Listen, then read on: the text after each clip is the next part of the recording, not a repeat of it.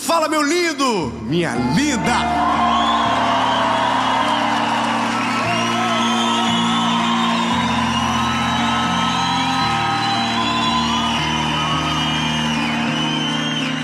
Irmão,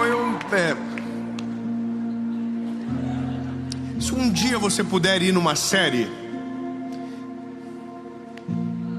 vá. Mas vem igual esses irmãos daqui, irmão, com sangue.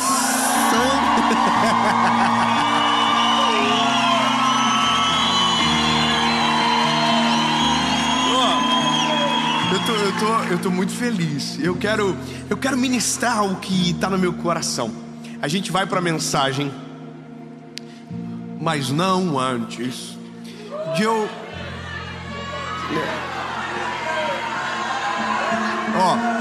Aí abaixo da tela onde você está assistindo tem um likes. Clica no likes. Vamos um joinha. Quando você clica, o YouTube fala: que é isso, hein? Top. Manda para mais gente. Compartilha, comenta. Lá embaixo comenta: nossa, 7. Mas comenta alguma coisa que daí ajuda, vai mais longe. Entendeu? Comenta lá embaixo assim: vim porque ele pediu. E segue o jogo. Se você ainda não é inscrito no canal, se inscreve, ativa o sininho, arrasta pra cima e vamos pro vídeo.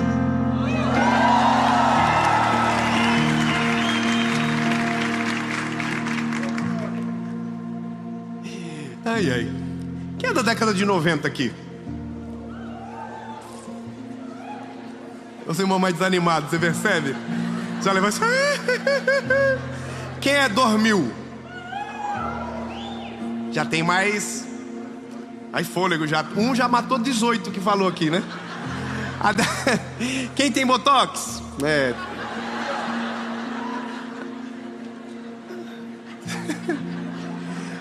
Não? Só eu que tenho? Ou só eu que admito? A nossa geração, a geração de 90, é a geração que agora está com 30, não é? 30 e tantos. Eu estou com poucos também. A nossa geração é a geração que mais se preocupa com estética que o mundo já viu. Nós somos a geração mais conectada com tudo o que o mundo apresenta de evolução. A gente às vezes não faz porque o dinheiro não dá, mas a gente sabe o que dá para fazer. Por exemplo, eu tenho as orelhinhas que a minha mãe esticou. E elas são assim. Quando eu era pequeno, eu tinha muitos apelidos no colégio: orelha de abanar defunto. Vamos parar. Os meus filhos, porque eu tenho a informação, se eles tiverem a orelha, eu posso ir no médico e eu mudo a orelhinha deles. Tem uma que já está na fila. A menina é tão igual eu que a orelhinha dela, eu olho e digo: não pode, filha.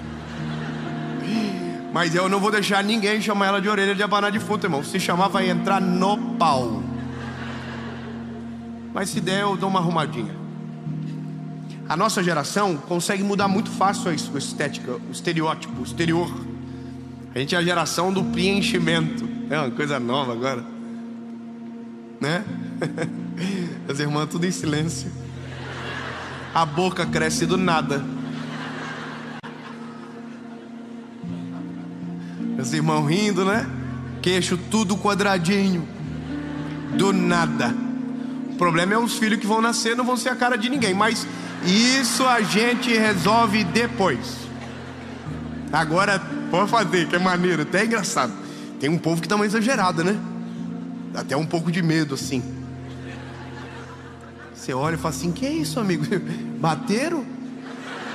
Eu disse: não, é natural. Só tomar um cuidadinho. Mas é porque a gente se preocupa com a estética. A gente se preocupa com a roupa que a gente veste. Porque no fim, a gente se preocupa com a imagem que os outros têm ao nosso respeito. E eu quero falar sobre o que ninguém enxerga. Eu não sou especialista em estética.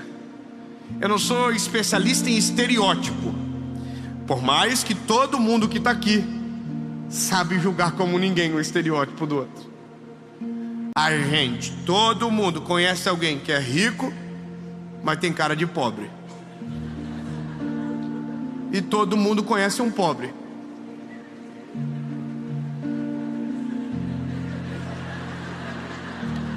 Que tem cara de rico. Parei porque tinha gente olhando pro lado aqui, eu fiquei já preocupado. Não, mano, não vamos fazer confusão, pelo amor de Deus. As pessoas assim, ó. Mas por quê? Porque nós somos preocupados com o estereótipo.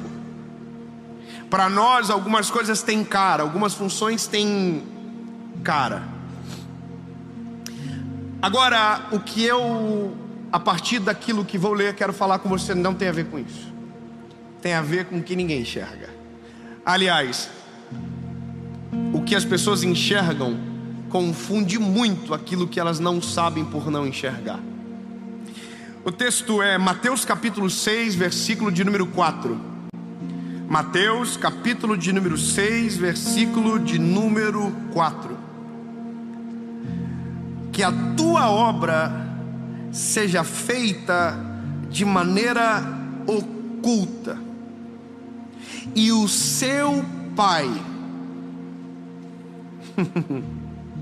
que em segredo te vê, publicamente te honrará. Amém? Amém. O que você faz no secreto, ou o que você faz quando ninguém vê, publicamente, isso é o que o Senhor honrará. A reflexão, ela é muito simples, ela é muito objetiva, mas ela é carregada de um significado que para mim foi esclarecedor. No começo da minha vida, eu fui pregar o evangelho numa cidade chamada Fraiburgo. Você conhece essa cidade? Terra da maçã. Fraiburgo, terra da maçã. Eu era um garoto jovem, fui de ônibus pregar nessa cidade. Pinga-pinga. Sabe aquele ônibus que demora o triplo para chegar? E que quando você chega, você está arrependido? Pois é, eu fui aquele ônibus. E quando eu cheguei em Fraiburgo, comecei a passar pelas árvores da macieira, pelas macieiras. Frustrante. Aquele dia, a ignorância faz a gente pensar de maneira precipitada, né? Eu olhei para aquelas árvores tudo seca. Falei para minha esposa dentro do carro: coitado dos agricultores, perderam toda a plantação. Pensa uma árvore feia, seca, feia, naquela estação. E eu me lembro que eu fiquei frustrado, porque todas as plantações tinham dado errado. Eu falei: será que a gente não vai ver pelo menos uma macieira top? Será que todo mundo fez dar errado nessa vez? Quer dizer, a vez que a gente vem, as maçãs desapareceram. E aí eu cheguei na cidade. Teve uma outra história no meio disso, porque eu fui esquecido. Horas depois lembrado. Só humilhação. Bom, fui lembrado do nada. Apareceram os irmãos e disseram: tu veio? Ó. Nós né? Chegamos. Aí a pergunta que eu fiz foi: olha, uma pergunta, qual é a árvore da macieira? Aí a pessoa falou: você passou por ela no caminho. Eu falei: mas todas que eu passei estavam secas. Ela falou: não estão secas, estão esperando a hora certa para florescer. Irmão, pelo menos uma reação para não ficar preocupado. Eu vou falar então de novo. Elas não estão secas, estão esperando a hora certa para florescer.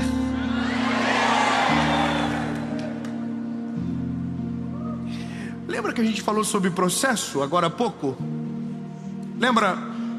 Pois é, aqui também tem um pouco do vaso. Porque algumas estações da nossa vida, todos vão olhar para nós e não haverá frutos aparentes. Em algumas estações da nossa história, nós iremos parecer que estamos mortos. Mas existem dois fenômenos dentro de uma árvore: o que acontece por dentro e o que acontece por fora. Na nossa vida não poderia ser diferente. Existem fenômenos que acontecem por fora e existem outros fenômenos que acontecem aqui dentro. Mas lembra que no começo de tudo, quando ainda falávamos do preenchimento, quando ainda falávamos do Bostovskis, chegamos à conclusão que a aparência nos importa demais. Lembra que nós somos extremamente visuais e, portanto, nos preocupamos muito com a aparência. E aqui mora um grande risco que nós temos por querer viver uma vida que impressione quem nós não precisamos. Porque nós queremos aparentar ser frutíferos, quando de repente a estação que estamos só nos exige silêncio e quietude. Nós queremos mostrar que está dando tudo certo, quando na verdade não está dando tudo certo. A gente só precisa silenciar e esperar o tempo. Existem momentos da nossa vida que os frutos irão aparecer, mas existem momentos que os frutos irão sumir, e que nós vamos ser olhados e nós não seremos percebidos da maneira que desejamos, porque nós não estamos nos olhando de dentro para fora, mas de fora para dentro. Então nós nos cobramos, então nós tentamos acelerar aquilo que ainda não é a hora, porque preocupamos muito mais do que o que os outros enxergam, do que verdadeiramente aquilo que importa. Senão eu vou falar algo aqui, mas ninguém vai se alegrar, porque não tem gente feia aqui. Mas eu quero te dar uma notícia, meu lindo: o Deus que você serve não se importa com a tua aparência. Preciso de 30 irmãos feios para celebrar isso junto comigo agora. Não, irmão, o sangue de Jesus tem poder. Fala assim: aqui não, Satanás, sai daqui. Eu sou lindo. Posso até não parecer, mas sou. Lindo! Deus não está preocupado com a tua aparência. Deus não está preocupado com aquilo que você vende na rede social. Deus não está preocupado com aquilo que você conta para os outros. Deus não está preocupado com o que eu estou pregando aqui. Deus está preocupado com o que eu estou vivendo lá atrás. Deus está preocupado não com você publicamente. Deus olha para você dentro do teu secreto. O que faz Deus fazer algo por você não é o que você vende no público, é o que você esconde no secreto. É porque a gente está numa geração que só faz quando tem alguém vendo, que só faz se tiver uma câmera ligada, que só faz se tiver holofote, que só faz se tiver aplauso. Ô lindo, eu sei que é uma coisa difícil, porque nós somos assim, a gente gosta de olha, estamos fazendo. Só que lindo, deixa eu te falar, a Bíblia me deixa claro que a honra de Deus não advém pelo que eu faço no público, advém por aquilo que eu vivo no secreto. Que o favor e a graça, o cuidado do Eterno vem de acordo com o que eu faço quando a porta do meu quarto tranca e quando eu entro para dentro no secreto. O que acontece ali determina o que eu vivo aqui. E esse é um negócio, a gente cuida de fora para dentro. Jesus está dizendo: bebê, vamos começar a fazer a conta de maneira diferente? Vamos começar a cuidar de dentro para fora? Vamos revisitar os princípios lá do início e vamos parar de acelerar algumas coisas que precisam de tempo para que então possam acontecer? Porque talvez você não tenha a história que eu tenho, mas eu já passei vergonha de tentar fazer algo que eu não estava preparado para fazer, porque tinha visto Grey's Anatomy, por exemplo. Toda vez, irmão, que eu estou no avião e alguém fala: precisamos de um médico, eu tenho vontade de levantar. Uma, porque eu sou muito curioso. Eu gosto de ver, irmão. Eu reconheço, irmão. Eu sou assim, eu não posso ver uma ambulância. Eu quero ir atrás para... Mas eu passei vergonha, porque eu estava na casa de um irmão aí, um irmão desse famoso do mundo aí, top. Estava até em outro país. E aí um irmão deu um infarto na minha frente. O que eu fiz? Lembrei do Grey's Anatomy. Quando ele caiu, eu me abaixei no lado dele e coloquei o dedo no pescoço dele. E todo mundo olhou e falou: ah, ainda bem que tem um médico. Não, eu não sei até hoje por que eu fiz aquilo. Irmão, me bateu um arrependimento, porque eu fui numa fé que eu ia saber ver o negócio, irmão. Só que eu coloquei a mão e não senti nada, zero. Eu devo ter colocado em outro lugar.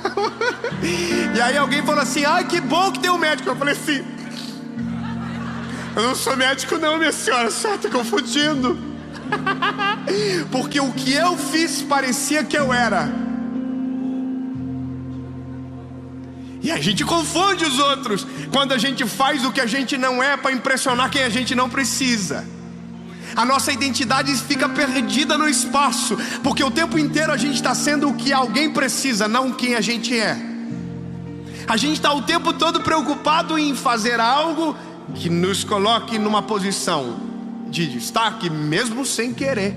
Irmão, eu vou lá agora com você. Eu coloquei a mão, alguém falou: é médico? Eu falei: não, eu sou médico. E eita coisa, agora deixa o homem morrer. E aí chegou a ambulância e o paramédico falou assim: alguém examinou ele? Aí a menina falou assim: ó, ele examinou.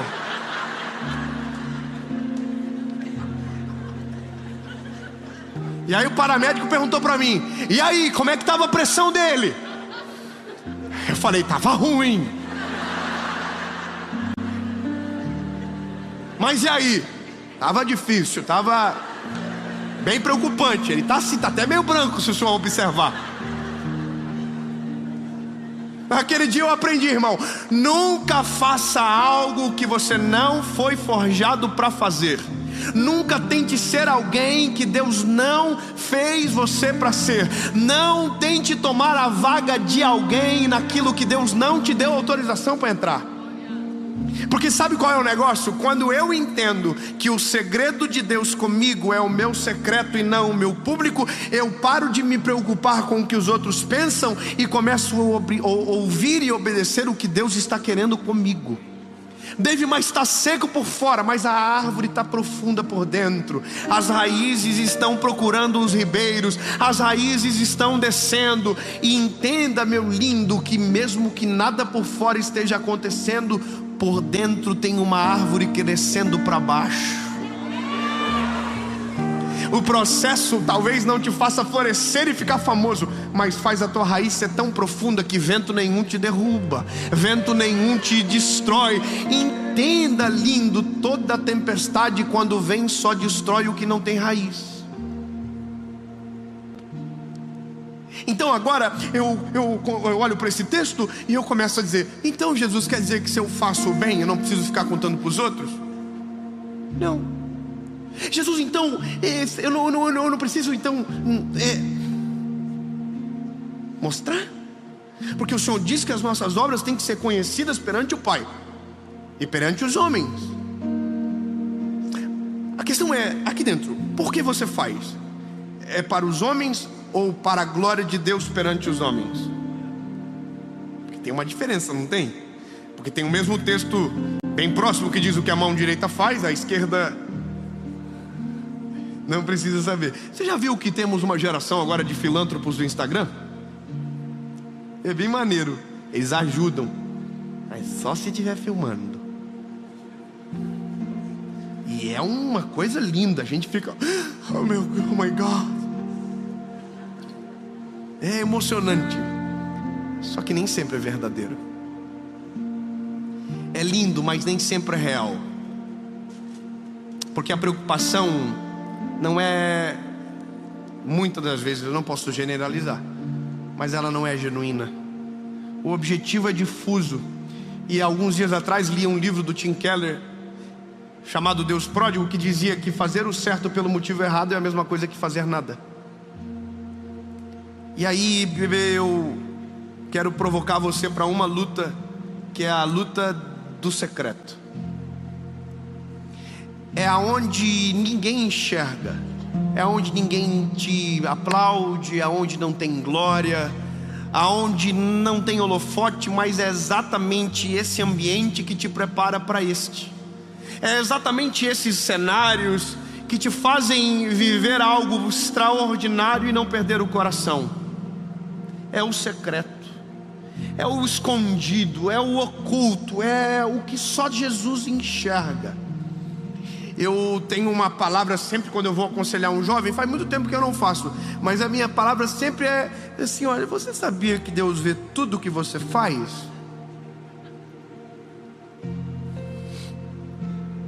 Aí a pessoa diz: ah, é?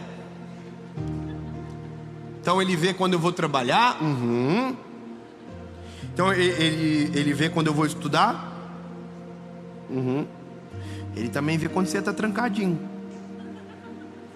no banheiro. Irmão, é líder de jovem, 4 anos. O pessoal é assim, ó. Sério? Sério mesmo? Sério?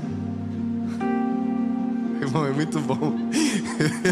Eu lidava com um jovem, irmão. Eu quero pegar um jovem é falar do escondido dele. O escondido dele é só Jesus na vida, irmão. Pode ver, quanto mais velho a gente fica, menos a gente se preocupa com aquilo assim. Tem um negócio para te contar. Agora, quando a gente é mais novo e alguém fala assim: eu preciso falar contigo, você pensa: ai meu Deus do céu, alguma coisa veio à tona. Irmão, quando você é mais velho, se levanta um profeta para declarar uma palavra, você só glorifica. Mas se você é jovem e alguém levanta no Hammerfly do teu lado, tu pensa: eita, Jesus vai revelar tudo hoje. Eu sei, irmão, na minha igreja nós tínhamos uma irmã que quando ela levantava em profecia, das duas uma: ou Deus revelava um pecado de alguém ou matava um. Então quando ela levantava, irmão, os jovens faziam assim, ó.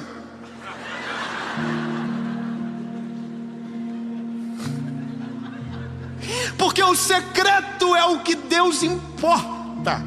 O secreto é o que Deus nos contempla. E eu vou te provar na palavra que Deus faz coisas poderosas por aquilo que a gente faz quando ninguém nos vê. Porque a nossa preocupação sempre está no público. O que os outros estão pensando, o que o irmão pensa de mim, o que o outro diz. É por isso que tem muita gente vivendo uma vida fake. Uma vida fake. Está cheio de gente vivendo uma vida fake, comprando o que não gosta para agradar quem não precisa, comprando o carro que não deseja para agradar aquele que sonha, comprando algo, vivendo algo, contraindo dívida, porque está muito preocupado com o que os outros vão dizer. E aí estão tudo com os nomes no SPC. E o tirar o nosso nome do SPC aí, quase tiraram, mas acabou. Quem pegou, pegou. Obrigado, irmã. A irmã pegou, eu senti que você sentiu a referência. Vamos falar uma coisa pra você, meu lindo. Tem um homem na Bíblia chamado Davi. E eu sou apaixonado por uma faceta da história. A faceta da história que me apaixona é que o dia que o Samuel chegou na casa dele para ungir o próximo rei de Israel, ele não estava em casa. No dia mais importante da vida dele, ele não estava em casa, ele estava trabalhando, cuidando das ovelhas. É doido imaginar isso, né? Que no dia mais importante da vida de alguém, ele não estava no que a gente chama a hora certa, lugar certo. Ele não atingia os padrões estéticos. Ele não está em casa porque está cuidando das ovelhas. Mas aí o Samuel passa em revista por todos os filhos e nenhum é o rei. Você vai gostar muito do que você vai ouvir agora. Nenhum é o rei, nenhum. E aí o Samuel pergunta para o Jessé: ô Jessé, os teus filhos estão todos aqui? E ele disse: não, resta um, o mais jovem, que não está aqui porque está trabalhando, cuidando das ovelhas. E aí Samuel diz: pois então mande-o chamá-lo, porque ninguém vai se assentar à mesa até que ele chegue.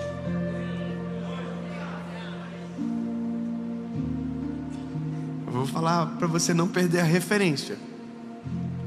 ninguém vai se assentar até que ele chegue. Eu vou melhorar. No reino de Deus não existe a possibilidade de alguém tomar o lugar que Deus reservou para você. No reino de Deus não existe a possibilidade de isso acontecer. O que significa que eu não preciso correr a tua corrida porque acho mais bela do que a minha. Porque a corrida que Deus tem para mim me leva exatamente para o lugar que Ele me separou. Ou seja, eu não estou competindo contra você, lindo. Eu estou competindo contra mim, contra a minha desobediência, contra a minha intolerância, contra os meus devaneios. É contra mim, porque o que Deus tem para mim, você pode até chegar na frente, mas não senta. Você pode até avançar na corrida, mas um lugar que é, entendeu? O irmão que está do teu lado, fala para ele: o teu lugar é teu, bebê. Sabe o que isso implica? Olha que gostoso. Isso implica no seguinte: se Deus te abençoar, eu não preciso temer. Porque você já viu que quando alguém é abençoado, dá a impressão que a bênção está saindo da gente? Tem gente que é tão invejoso que fica mal. Aqui não tem, graças a Deus. Mas tem lugar, irmão, que se você falar uma notícia boa, a pessoa fica assim, ó, triste, porque na cabeça dela aquilo era dela. Mas no reino de Deus isso não existe. Bom, chamaram Davi. Mas escute, lembra que a proposta de falar sobre o Davi não é sobre a casa de Jessé, não é sobre o lugar que ele vai sentar, é sobre o que ele fez que ninguém viu. E teve algo que ele fez e que não deixou ele famoso, mas fez Deus olhar para ele de maneira diferente. Eu vou só resumir. A Bíblia diz que ele é pastor de ovelha, e um dia chegou um leão para comer as ovelhinhas. E aí, não está na sua Bíblia, isso só está na minha, tá? Não adianta nem procurar. Acrescentares, capítulo 17. Diz que o leão chegou, falou: e aí, Davi, top? Davi falou: que isso, cara? O que você quer aqui? Eu vim comer uma ovelhinha. Aí o Davi falou: vai nada, nem a pau. Não vai. Aí o leão falou: você sabe com quem você está falando? Eu sou o rei da selva, Hakuna Matata.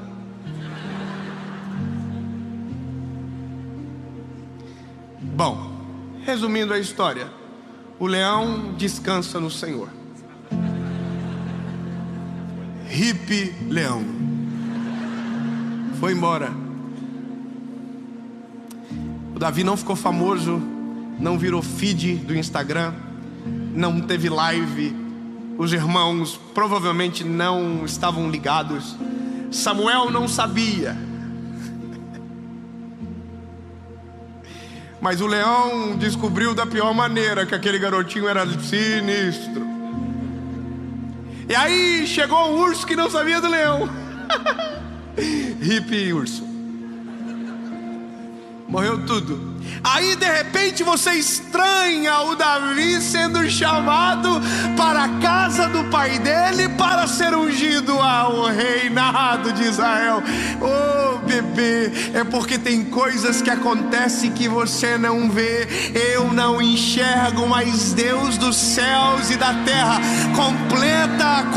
contempla o secreto e aquilo que ninguém viu. Ele é poderoso, galardoador para te recompensar. Então para com esse papinho: ninguém me valoriza, ninguém me nota, oh meu Deus, ninguém me olha. Jesus te olha, te contempla, te enxerga. Então a partir de hoje esqueça do que os outros estão vendo e comece a se preocupar com aquilo que Ele está enxergando, de dentro para fora. E agora, bebê, Eu preciso terminar essa palavra. Ai, que gostoso. Resolvendo você de dentro para fora.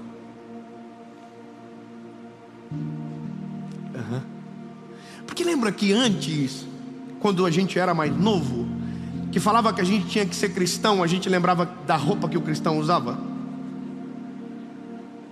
Com o crente, lembra? O sovaco cabeludo. Vocês não são dessa época não, né? Das pernas peludas. Hoje voltou. Mas não é legal. Lembra da televisão que não podia? Irmão, tem gente que não pegou essas tretas da vida não, mas teve um tempo. Eu, quando tinha 8 anos, assisti o final da Copa de 98 numa TVzinha desse tamanho, emprestada, porque era pecado. Mas na Copa do Mundo Deus abriu um recesso parlamentar aqui, e aí podia. Nós assistimos uma família de 4 pessoas em fila para poder ver a televisãozinha. Na de 2002 já era uma TVzinha de 14 polegadas, mas continuava sendo pecado. Acabava o jogo, a gente... A televisão ficava no armário. Aí, irmão, a gente pensou a vida inteira que cristianismo tinha a ver com estereótipo. Então a vida inteira a gente está tentando mudar o que está fora. A vida inteira a gente está aprendendo que a mudança é de fora para dentro, mas isso é a religião que faz. Jesus não muda o homem de fora para dentro, Jesus muda o homem de dentro para fora. Eu tenho um convite para você, lindo. Esqueça o estereótipo, esqueça a aparência por agora, por mais que transborda, mas esqueça. Meu convite para você hoje é você viver de maneira intensa o seu secreto. É viver de maneira intensa onde ninguém te enxerga, dentro do teu quarto. Mas só acontece isso quando dentro de você Ele entra. Apocalipse diz: eu estou à porta e bato. Aquele que ouvir a minha voz e abrir a porta, eu entrarei e farei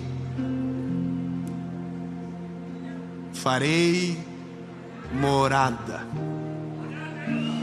Então, lindo, eu quero te fazer um convite a resolver a tua vida hoje, a começar uma revolução de dentro para fora.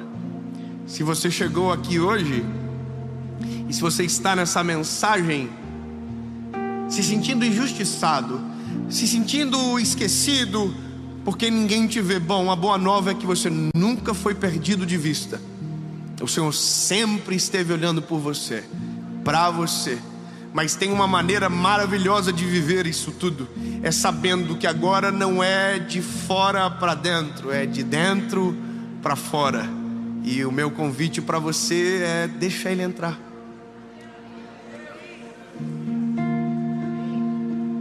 Eu vou perguntar de novo. Aliás, eu vou pedir: deixa Ele entrar. Para deixar entrar não vai te custar nada. O preço já foi pago na cruz do Calvário. Mas para Ele ficar vai te custar tudo. Então, bebê, eu quero te convidar a tomar a melhor decisão da sua vida: entregar-se, render-se a Jesus. Você que está assistindo, aonde você estiver nesse planeta, essa pergunta é para você. É para você. Chega de viver uma vida onde as aparências enganam, mas aqui dentro existe um vazio gigantesco. A gente aparenta uma coisa, mas aqui dentro tem um eco que não cessa. Pois é, lindo, casa vazia dá eco, casa preenchida não. Deixa Ele entrar. Deixa Ele entrar e muda tudo dentro de você, de dentro para fora, do seu secreto para o público. Deixa. O que isso implica, Dave? Implica uma nova vida, porque não vivo mais eu, mas Cristo vive em mim. Implica renúncias. Aquele que quiser vir após mim, negue a si mesmo, tome a sua cruz e siga-me.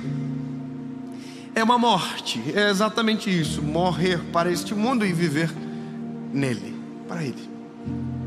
Essa é a primeira pergunta. E a segunda é para você, meu lindo, minha linda, que já foi do time, que já teve tudo organizadinho dentro, mas de repente esqueceu do coraçãozinho, e o coraçãozinho ficou cheio de buraquinho. Lembrei de uma irmã agora que canta essa música. Se o teu coraçãozinho... Desculpa. Está na hora de você voltar para Ele. Ou melhor, está na hora de você deixar Ele voltar para dentro de você, a dominar o teu coração, a sua vida, as tuas emoções. Amém? Pronto. Uma pergunta, duas perguntas na verdade, sua resposta. Você decide, a gente ora. Aonde você estiver, você decide, a gente ora. E é depois que aquilo que ninguém enxerga de repente começa a florescer. As folhas aparecem, os frutos surgem, mas tudo começou no secreto. Tudo começou quando Ele entrou dentro de você. Enquanto a preocupação for o estereótipo, estética, a aparência, o seu coração vai restar abandonado. Mas quando você entender que o que de verdade importa é o que está aqui dentro, pode ter certeza que o que está fora florescerá.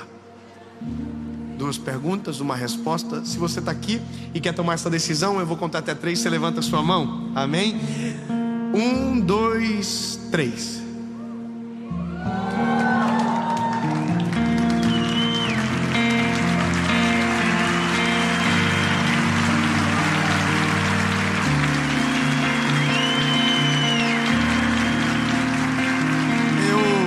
Você me permite perguntar de novo? Muita gente, eu fico preocupado.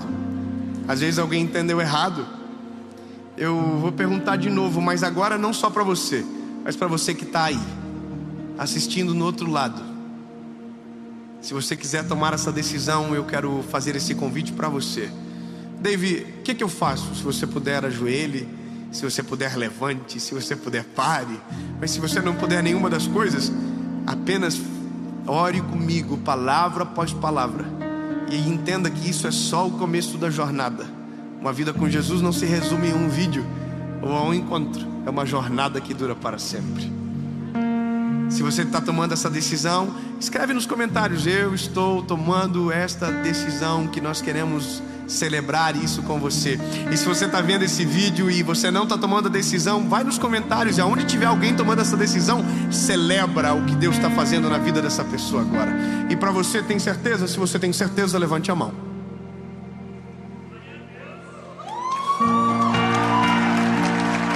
Fique de pé quem está tomando essa decisão, aonde você estiver.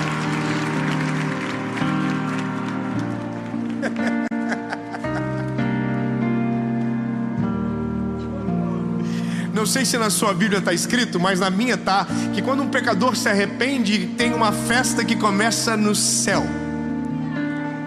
Tem 3 irmãos que tem a mesma coisa na Bíblia, então eu vou falar de novo. Eu não sei se na sua está, dá uma procuradinha no Google. Quando um pecador se arrepende, há uma festa que começa no céu. Levante todo mundo. Levante. Aonde tiver alguém que tomou a decisão perto de você, se você puder, abraça essa pessoa. Diga no ouvido dela: essa é a melhor decisão da sua vida. Essa é a melhor decisão da sua história. Meu lindo, se não tem ninguém assistindo esse vídeo com você, olha para os meus olhos. Essa é a melhor decisão da sua história. Feche os teus olhos, você que está tomando essa decisão. Ore comigo. Senhor Jesus, eu reconheço que sou frágil e pecador. Reconheço que Tu és meu único, legítimo e suficiente Salvador. Perdoa os meus pecados, apaga o meu passado e escreve meu nome no livro da vida. Eu nunca mais serei o mesmo. A partir de hoje, eu sou completamente seu. Em nome de Jesus. Amém.